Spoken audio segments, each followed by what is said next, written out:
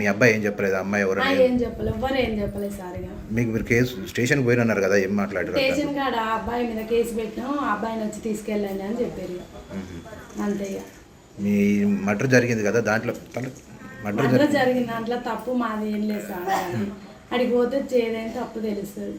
మా పిల్లగాంది అయితే తప్పులేదు, ఓన్లీ కేసు వరకు. ఇక మా పిల్లగాంది అంటే పిల్లని తీస్తే పిల్ల వచ్చి మా అమ్మటి వచ్చే వరకే తప్పు మా మీద పడ్డది కాబట్టి ఇక కేసు మాదే తప్పు అయింది సార్.